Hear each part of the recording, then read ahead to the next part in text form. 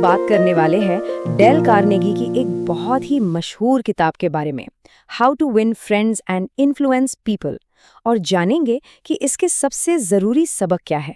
अच्छा, कभी सोचा है कि कुछ लोग इतने आसानी से सबके चहेते कैसे बन जाते हैं? मतलब वो कहीं भी जाते हैं, फटाक से दोस्त बना लेते हैं, लोग उनकी बात भी सुनते हैं और उनका असर भी अलग ही होता है। सवाल ये है कि आखिर वो ऐसा करते कैसे हैं?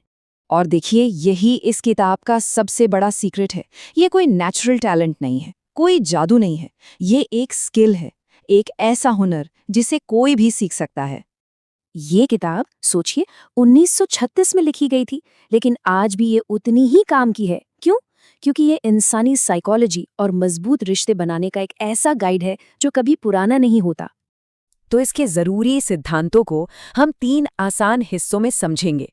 सबसे पहले खुद को कैसे बदल लें, फिर दूसरों से कनेक्शन कैसे बनाएं, और आखिर में लोगों पर एक अच्छा असर कैसे डालें।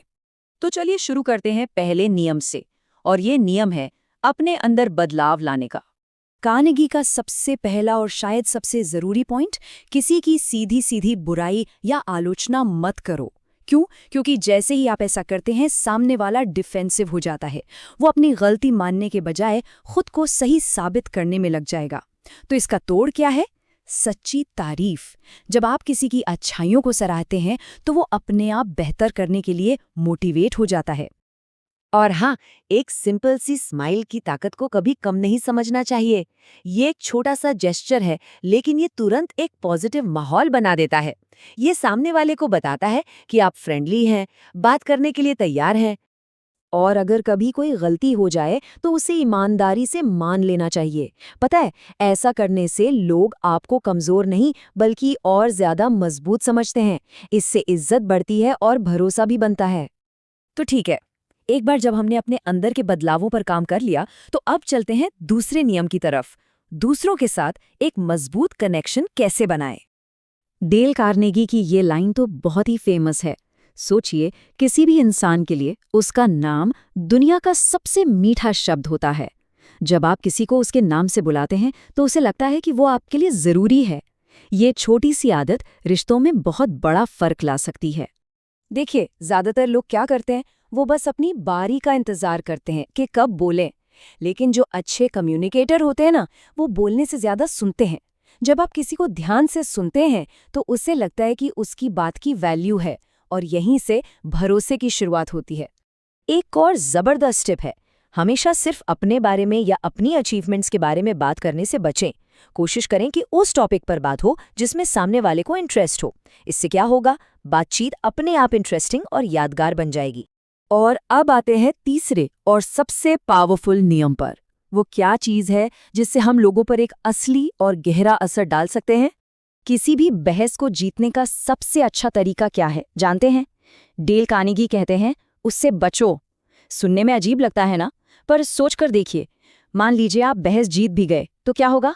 सामने वाले को बुरा लगेगा, रिश्ता खराब होगा। तो असल में जीता कौन? कोई नहीं। दुनिया में हर इंसान को इम्पोर्टेंट फील करना अच्छा लगता है। ये एक बेसिक ह्यूमन नीड है। जब हम ईमानदारी से किसी को ये महसूस कराते हैं कि वो ज़रूरी है, तो वो इंसान अपने आप हमारी तरफ खिंचता है, हमारी बात सुनने को तैयार होता है। तो ये बात गांठ बांध लीजिए, असली असर या इन्फ्लुएंस जो है ना, वो ज़बरदस्ती से नहीं आता, वो आता है एम्पैथी से, मतलब दूसरों की भावनाओं को समझने और उनके नज़रिए की इज्जत करने से। यही असली सम्मान और विश्वास की जड़ है। तो चलिए, अब तक हमने जो भी बातें की हैं उन्हें फटाफट से दोहरा लेते हैं। ये कुछ ऐसी चीजें हैं जिन्हें हम आज से ही अपनी जिंदगी में अपना सकते हैं। आलोचना नहीं, तारीफ करें। एक स्माइल और पॉजिटिविटी बनाए रखें। लोगों के नाम याद रखें, ये बहुत पावरफुल है। बोलने से ज्यादा सुनें, बहस से बचें, ये बेहतर है। और विनम्रता और सम्मान दिखाएं, इससे आपका प्रभाव बढ़ेगा।